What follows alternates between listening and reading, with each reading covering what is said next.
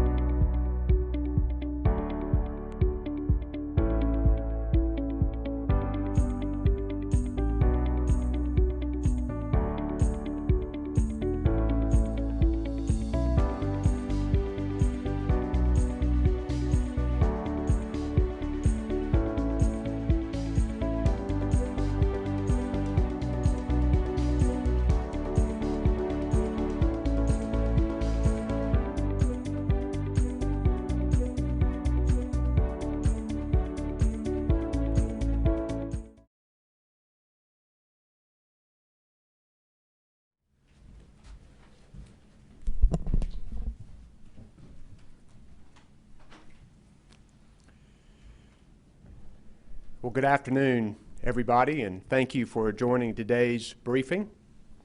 As of today, we have had 1,534,005 COVID cases, 1,755 new cases reported since yesterday, 1,131 people in the hospital, and 18,740 people who have died. As we mark our second holiday season of the pandemic, we're fortunate that this year's Thanksgiving looked different from last year's Thanksgiving. Thanks to remarkable COVID-19 vaccines and the millions of North Carolinians who got them, families and friends were able to gather more safely this year, sharing hugs and good food. Thanksgiving this year did feel more normal, but we're all painfully aware that we haven't fully defeated this pandemic. The Delta variant is still with us, causing sickness and death, mostly among the unvaccinated, while health alerts about the emerging Omicron variant have caused concern and opened a new set of questions.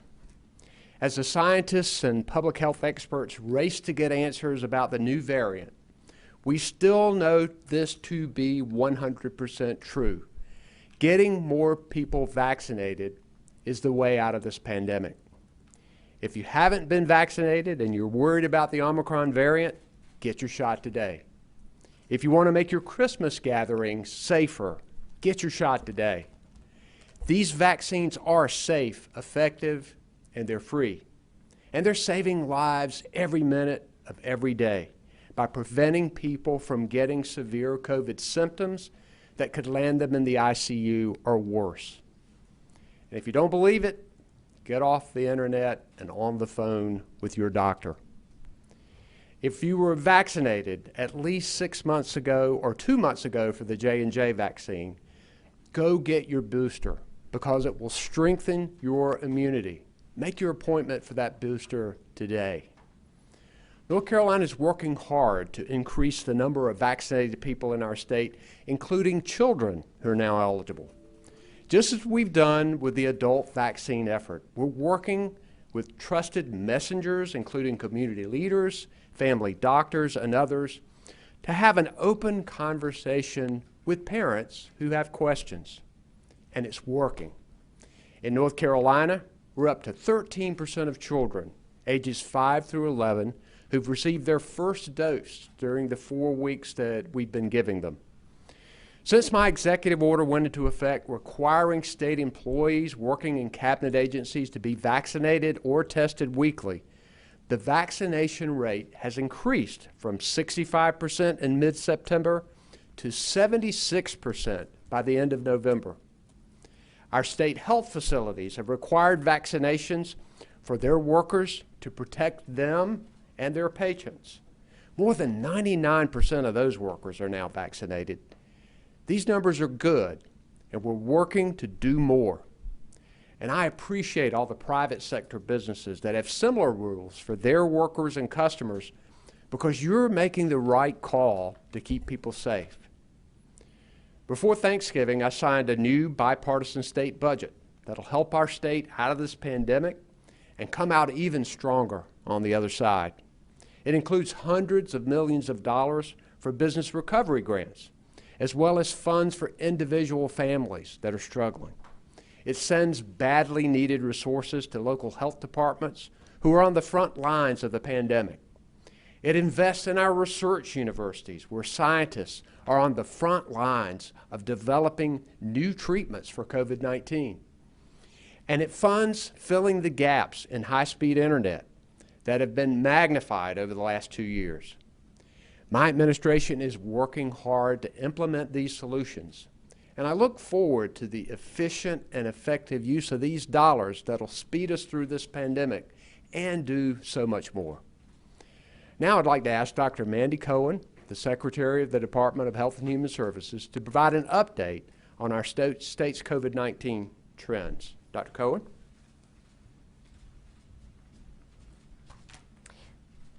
Thank you, Governor. Before we dig into the data, I want to take a minute to talk about the new COVID-19 variant that has been making headlines. All viruses change over time, and COVID-19 is no exception.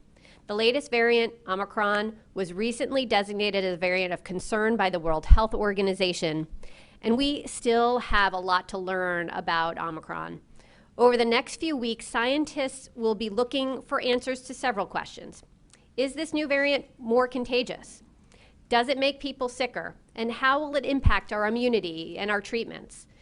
Cases with the Omicron variant have not yet been detected here in North Carolina or elsewhere in the United States, but many experts believe it is likely already here.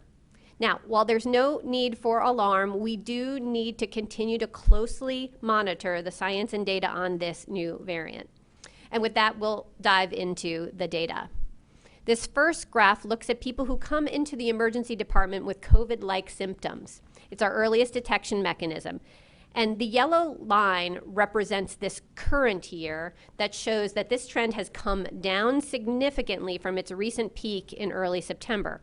But you can see the yellow line has started to just increase slightly over the past few weeks. However, it does remain below where we were a year ago, which is shown with that blue line. Next, we look at new COVID cases. This first graph shows you the trajectory of new cases each day since we had our first case back in March of 2020. And you can see our first major peak in cases was back in January of 2021, before vaccines were widely available. That second peak in August and September was a result of the Delta variant and had the greatest impact on people who were not vaccinated. But let's zoom in and look at the last few weeks of cases. On this graph, we're looking at cases from October through today, and what you can see is that our cases have been largely level and appear to even have decreased over the past week. Now, we've made incredible progress as millions of North Carolinians have gotten vaccinated to protect their health and that of their community. But two things to note as we look at this graph. First, testing over the Thanksgiving holiday dropped significantly. So while case numbers are lower, this is probably an incomplete picture of what's happening in our state given the low amount of testing last week. Second, we won't know for a couple of weeks if Thanksgiving gatherings with unvaccinated people will have an impact on our numbers. Next, we'll look at the percent of tests that are positive, and this graph also goes back to October. Looking at that yellow line, our percent of positive tests has increased over the past week and is above our 5% goal. On our next graph, we look at day-over-day hospitalizations, and this graph also starts in October. And looking at that yellow line, you can see that trend has leveled. The next slide looks at what's happening at the local level. This is a map from the CDC that shows the level of viral transmission. I am pleased to report that North Carolina is no longer in the red zone as a state. The CDC has our state in the orange with a substantial level of community transmission, and several North Carolina counties are now yellow with a moderate level of community transmission.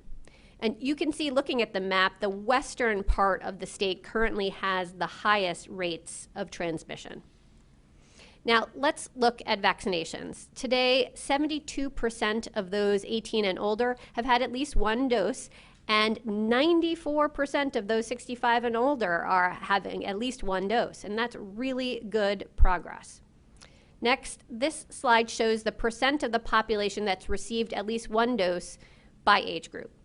You can see many families are choosing to vaccinate their younger children now that we have a safe and effective vaccine. Getting children vaccinated helps keep them healthy and protected from COVID-19. It's why I got my daughters vaccinated right away. You can see in the graph, fewer young people are getting vaccinated. And this is concerning because, as we saw during the Delta surge, it was really hard to predict who's going to become seriously ill from COVID-19 or who's going to experience those long-term symptoms from COVID-19. What we do know is getting vaccinated reduces your chance of getting COVID-19 and provides significant protection from serious illness, hospitalization, and death. Unvaccinated North Carolinians are 6 times more likely to get COVID-19 and 25 times more likely to die of COVID-19 than vaccinated North Carolinians. If you haven't gotten vaccinated yet, please talk with your doctor, nurse, or other medical professional, or go to a reliable online health resource like the CDC or yourspot.yourshot.nc.gov to be sure you're getting accurate information. Don't wait to vaccinate. And like many vaccinations, boosters are needed to strengthen and extend protection against COVID-19. Everyone 18 and older should get a booster as soon as they are eligible. If you got the Johnson & Johnson vaccine, you should get a booster at 2 months after your shot. If you've gotten the Moderna or the Pfizer vaccine, you should get a booster 6 months after your shot. With the holidays, colder weather, and this potential of a new variant approaching, you should not put off getting your booster. Now, before I wrap up, I want to take a moment to thank Governor Cooper. As the governor shared in a press release earlier today, I will be stepping down from my role as Secretary of the Department of Health and Human Services. I want to thank you, Governor, for your steadfast leadership, your partnership, and your commitment to the people of North Carolina. You're a man of integrity, faith, and resilience, and I have not met anyone who loves this state more than you. I've learned so much from you, and I'm so grateful for the opportunity you gave me to lead the Department of Health and Human Services. I also want to thank my incredible team at the department. I am so proud of our extraordinary work and what we have accomplished together to improve the health and well-being of the state. I'm forever grateful for your sacrifice and hard work. And while it's hard to step away, it's the right time for me personally and the right time for our team. The Department of Health and Human Services is in a strong position to continue to carry out its mission, and in choosing Chief Deputy Secretary Cody Kinsley as the department's next secretary, the governor has chosen an incredible leader to take the baton to run the next leg of this race. It has been an honor of a lifetime to serve this state at such an important moment in history. Thank you, Governor.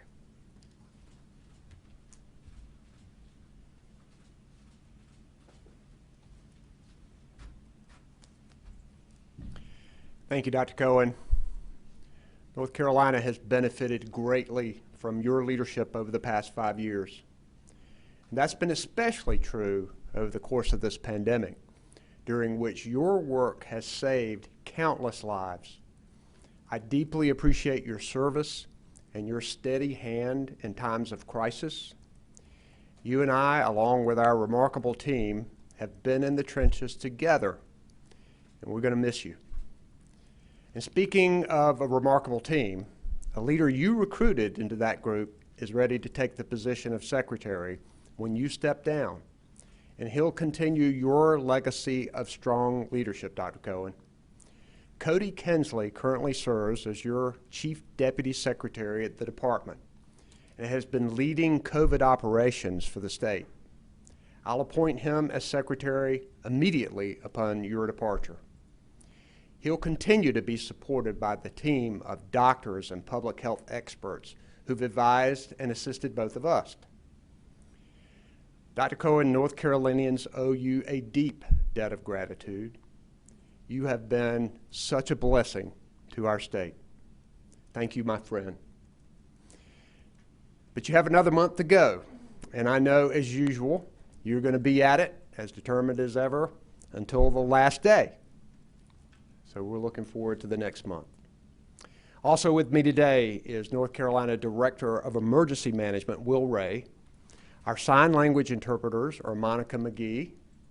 And behind the scenes, Jackie Mativier and Margaret Wolf Roberts are Spanish language interpreters. So now we will take questions from the media who are here. We also have Secretary of Public Safety Eddie Buffalo here as well. Questions? You guys are slow on the draw today.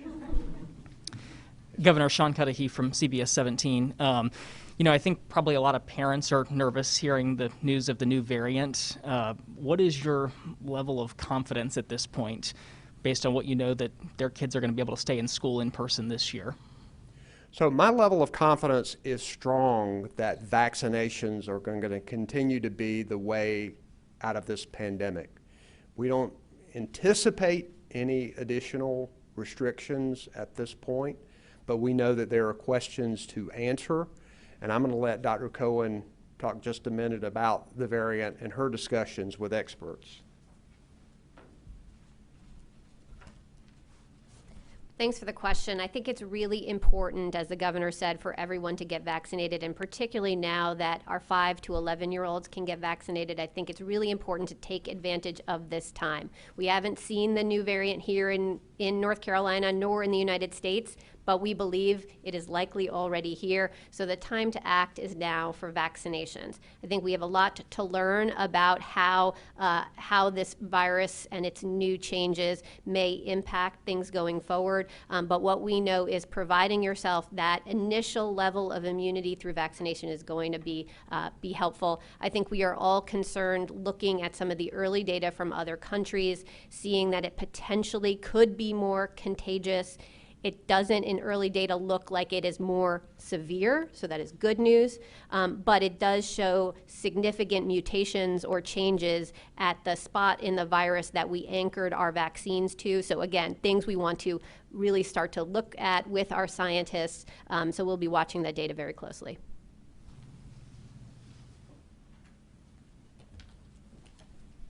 Governor, Jonah Kaplan with ABC 11. Before I get to Dr. Cohen, let's talk about her successor that you're nominating. And I say this is someone that she obviously has a lot of confidence in, you have a lot of confidence in. This is a role that has always been important, but it's become more visible to people. And we're still in this pandemic, and incoming Secretary Kinsler, he may have an extensive background. I saw the Treasury and as an administrator. He's not a physician, so what confidence do you have in him? And Dr. Cohen, for you as well, what can you say to North Carolinians who may say, well, he's not a doctor, how can he lead us in the pandemic? Well, first, I'm appointing Cody Kinsley because he is the most qualified and experienced person for the job. He has been a part of this team for the past number of years, and we've seen him in action, and Dr. Cohen has put a lot of trust in him. Dr. Cohen and I, and Cody, when he becomes secretary, have been supported by a team of doctors and medical advisors and health experts who have collectively helped to advise us. So I feel very positive about Cody's leadership. I think this team is going to continue to stay together, and Dr. Cohen deserves an amazing amount of credit for recruiting some of the best people around to be a part of this team, and I have every confidence that he'll do a great job and the team will support him. You want Dr. Cohen to respond to that? If she'd like to.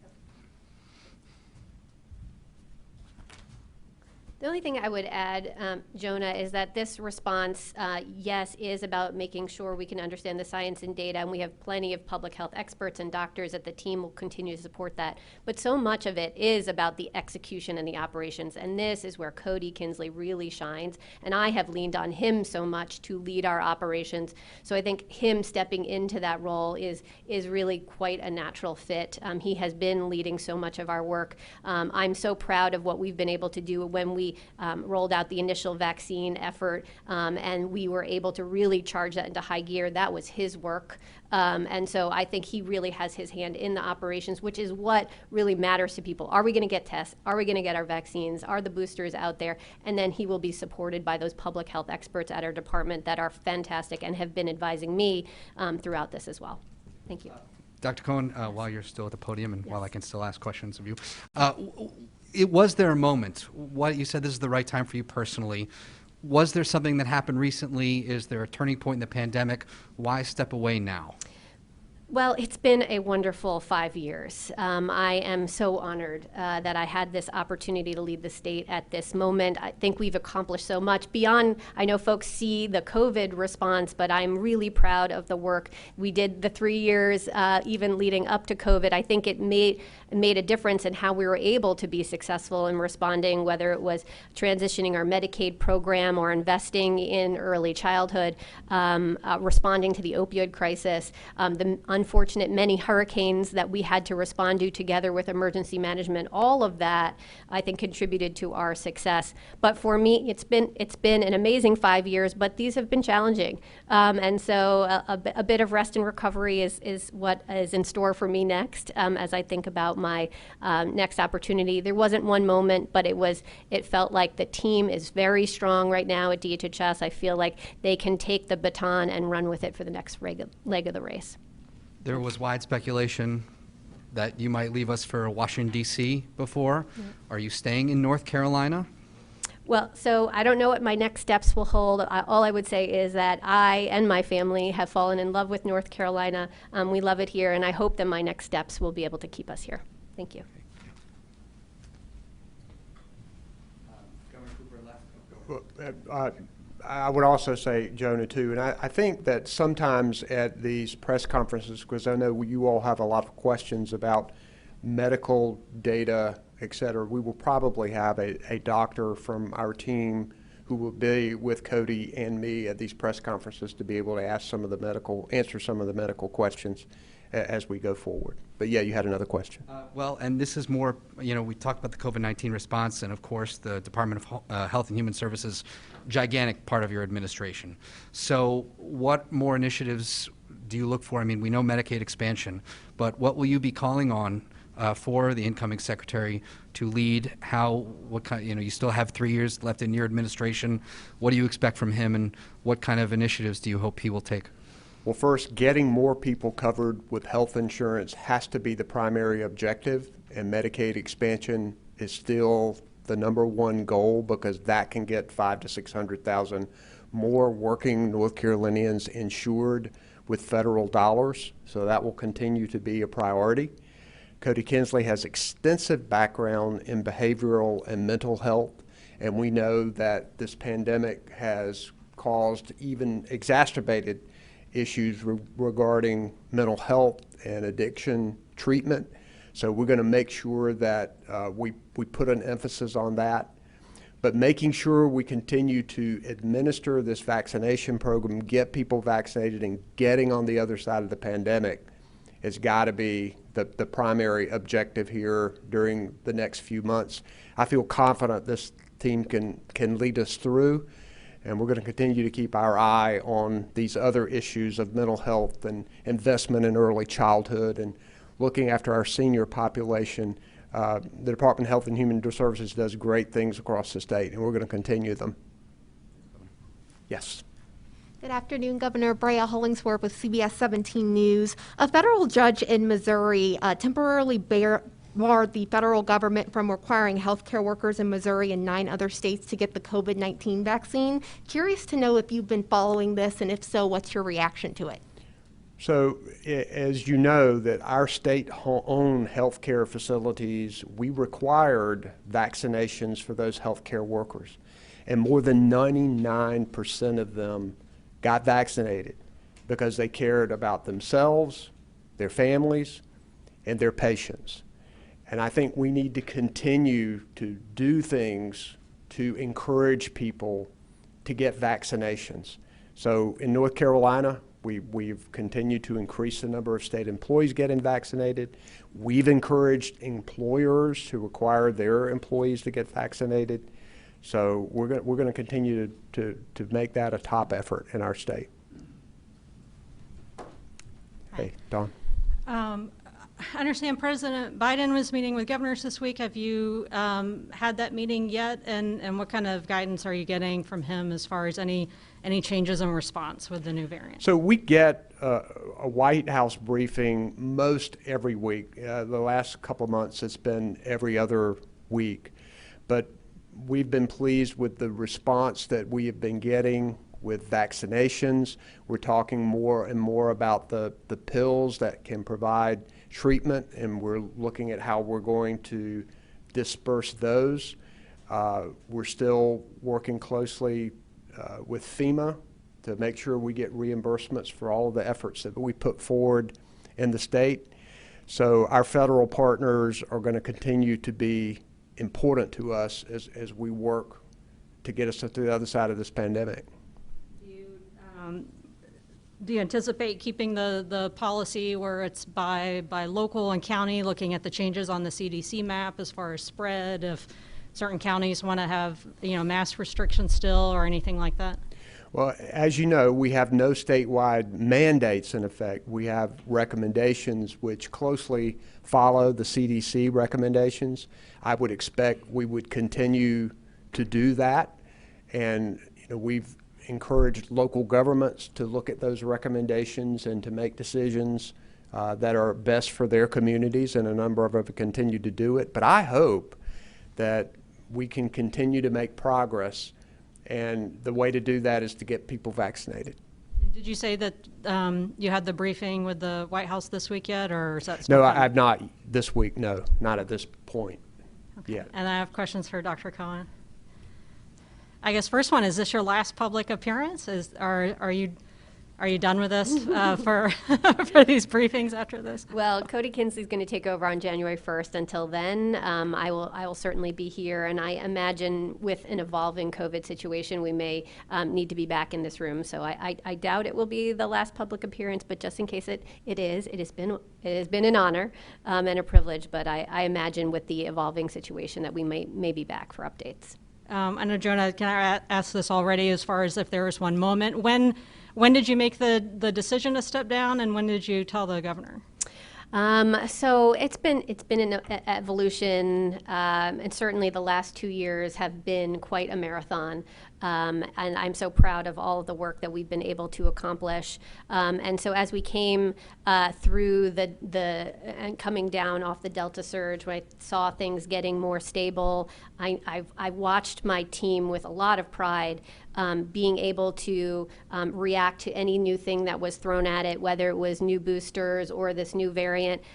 They were jumping into action in ways that were fantastic, and I felt like I was able to now take this step back and pass the baton to the next folks. And I think I shared the news or my decision with him a number of weeks ago, so that we could get ready and plan, and obviously so that he can go through a process to select my successor, so that we'd be able to have a very smooth transition. And that is my hope, that we don't skip a beat. We're obviously still in the middle of a pandemic, and so I wanted to make sure that I gave the governor the time for him to go through a process to select my successor. I'm sure you know this question is coming and no one else has asked yet. Are you planning to run for office? I'm not planning to run for office. I am looking at opportunities that allow me to continue this impact to improve the health and well-being of communities. I don't know what that will look like exactly yet, but no plans to run for public office. Would that change After filing starts next week? No, I do not plan to file and run in any public office. Would you be, are you looking to work in one of the universities in North Carolina, or would you work in DC again? Well, I think I'm looking at a range of opportunities. I think at first I want to spend a little bit of time with my girls and my husband, who have been amazing and supportive through this, and then we'll see what opportunities come. So what's the first thing you're going to do when you don't work for government anymore? What are you doing January 1st? Oh, January 1st. Well, I think I'll still be spending some time with my family for sure. And I know that there'll be a trip for my mom and my sister in the month of January. So that's coming up soon. Thank you.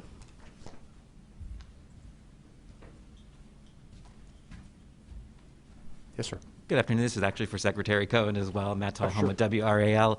Secretary Cohen, I talked to several community organizations that you've worked with throughout this pandemic across the state who've said they really credited you with getting out there and helping, especially in communities that weren't typically outreached to. They said they hadn't seen that before.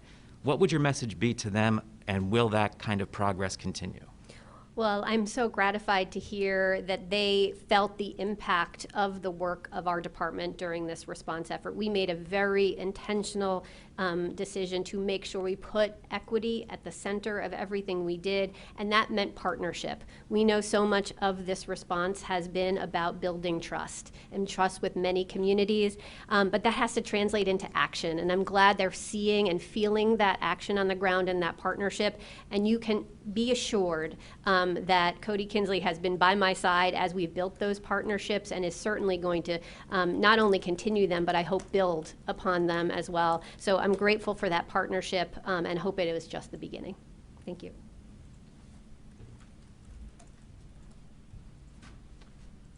So do we have any call-in questions? Or we'll take those. Our first question is from Richard Craver with the Winston-Salem Journal.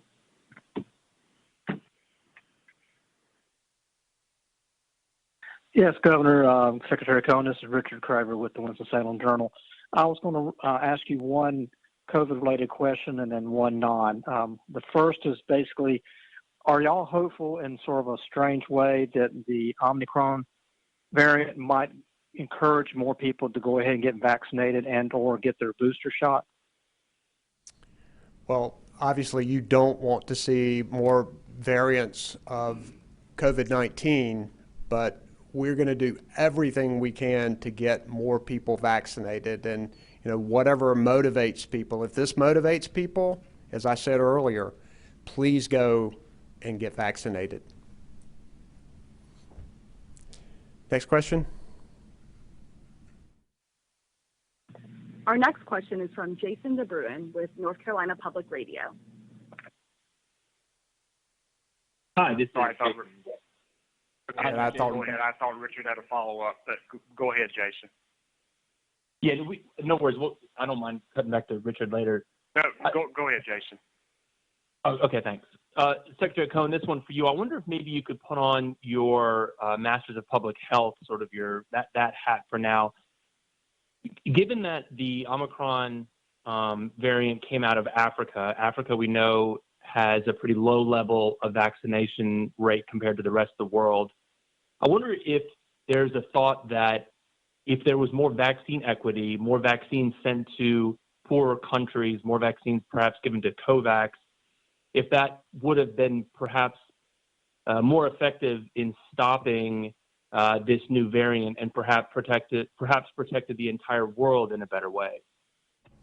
Well, thanks for that question, Jason. I do want to clarify that I think as more and more scientific data is compiled, I think what we're seeing is that this variant likely didn't originate in Africa and may have been in Europe or other parts of the world even prior to that. I think we're still sorting that through in the scientific community. I think South Africa was the first to sequence and identify and give us some clinical information here. So we should be very grateful to the work done in South Africa by their medical community. I think it is informing our work now.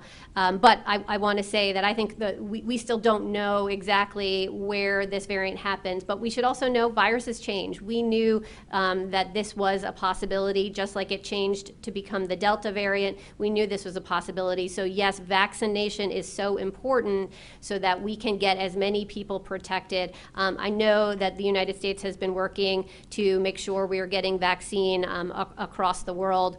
And that's why we want to make sure that in a country with the kinds of resources we have here, with vaccine widely available, that everyone is taking advantage of it, because there are places, unfortunately, around the world who don't have that same kind of access to protect themselves. So let's take advantage of the amazing resources, the tools to protect ourselves that we have here, whether it's getting vaccinated with your original series or going out, if you're an adult, getting your booster if it's been more than 6 months. So I do think we have a collective amount of work that we need to do to help the whole world move beyond this pandemic. I think we are recognizing what an integrated and globalized world we live in, and how quickly this virus can move around. So we do have work to do in partnership with many, many countries around the world, but we got to do our work here in the United States as well.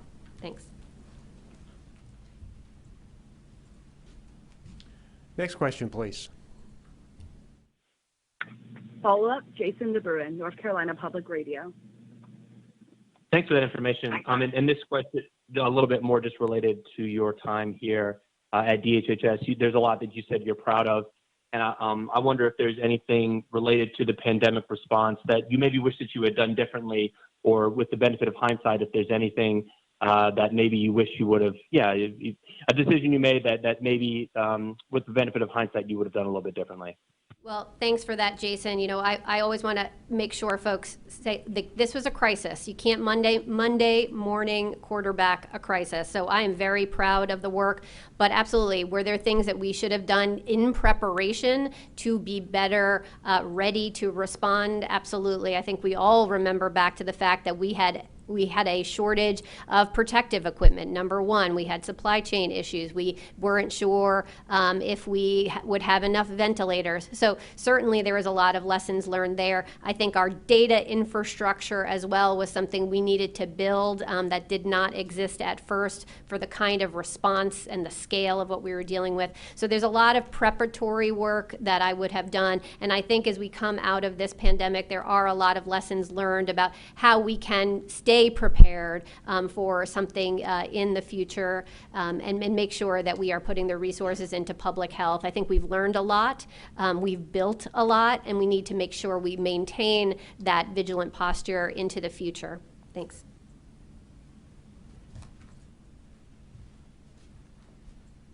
Next question. Our next question is a follow-up from Richard Craver with the Winston-Salem Journal. Yes, Richard Craver back with Winston. Thank you for circling back to me. Yesterday, the technical corrections bill to the state budget was introduced and passed through with bipartisan support, of which it has a economic development project involving Piedmont Triad International Airport. I was wanting to see how much do you know about the project, and are you planning to sign that bill? One of the successes that we've had has been working closely with the General Assembly leadership of both parties on economic development projects, and it's one of the reasons why we've created so many great paying jobs for our state. And that economic recruitment continues. We continue to be aggressive about it. I'll review the entire legislation, and I cannot comment on specific economic development projects, but I know that we're going to continue to be successful in this state. Next question, please. Our next question is from Laura Lee with Carolina Public Press. Good afternoon, Governor. Laura Lee from Carolina Public Press. You mentioned briefly earlier the COVID drugs that are in the pipeline. We understand FDA advisors are meeting today to consider the Merck drug. I know that at least in the vaccine process, a lot of those distribution details are actually hashed out prior to approvals, and I'm wondering if it's a similar process for these drugs and what you know about the possibility of these drugs coming to North Carolina. We're excited to have new treatments continuing to come online for people who do have COVID, and I'll have to credit North Carolina scientists who've been a real part of helping to discover new treatments. We do know that initially that the pill that potentially can be approved will be somewhat limited, so we will have to have a distribution plan, and I'm going to let Dr. Cohen talk a little bit about that. Thank you, Governor. Yes, Laura, as the governor mentioned, there will be a centralized allocation process from the federal government with these new medicines. They have warned us that the supply is very, very limited, particularly during the month of December. So we are looking at very targeted ways in which we can use a very, very limited number of courses of this medicine. So we're looking for places where we know folks are more immunocompromised. So maybe they've gotten vaccinated, but because they have some other immunodeficiency, the vaccine doesn't work as well for them. We want to make sure they are the ones who are prioritized for treatment, at least at first. We're hopeful that by January we'll see more supply of this vaccine, which is great news. I think every additional tool that we get here is one more thing we can use to beat back this pandemic. But we all need to be doing the work of using the strongest tool, which is getting vaccinated, getting boosted. Thanks. Next question, please. Follow-up, Laura Lee, Carolina Public Press. A follow-up for Dr. Cohen on the prioritization criteria that you're using in terms of distribution. You said it will relate to immunocompromised individuals. Will it also potentially relate to areas of less vaccination, meaning more unvaccinated people that would potentially need the drugs? Is that part of the calculus in determining where these drugs will go? Laura, at first, what we're really doing, rather than targeting people, is targeting the kinds of providers that can both see patients who might be immunocompromised and can also do the prescribing and the dispensing of the medication at the same time, just because it's such a limited supply. So there is a pretty narrow range of providers that will do that across the state. So rather than prioritizing any particular place, we're trying to get access to the pill across the state and really target to providers who see more immunocompromised patients and have the ability to both prescribe and dispense the medicine, so they could do that all in one. So that's how we're doing things at first. And again, I think that's just for the first few weeks, and I just want to make sure folks know it has not yet gotten full authorization from the FDA. They are reviewing that this week, so we think maybe as soon as the end of this week or early next week for new courses of that treatment to be in North Carolina. Thank you. Next question. Our final question for today's press conference is from Rose Hoban with NC Health News. Hi, Governor Secretary Cohen. Thanks so much for taking my question. My questions are for Dr. Cohen. The first question I have is about testing for Omicron. What is the current capacity of the state to be testing for these new variants?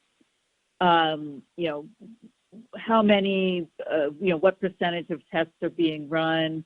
And, do you feel confident that we'll be able to identify it when it gets here quickly? Rose, thanks for the question. So the Omicron variant can be picked up by a standard PCR test. So the normal kinds of tests that everyone has been getting at many locations across North Carolina, that is the same test that would pick up this new variant as well. I think the question is more about how many are we sequencing to understand what kind of COVID is this? Is it a Delta strain? Is it an Omicron strain?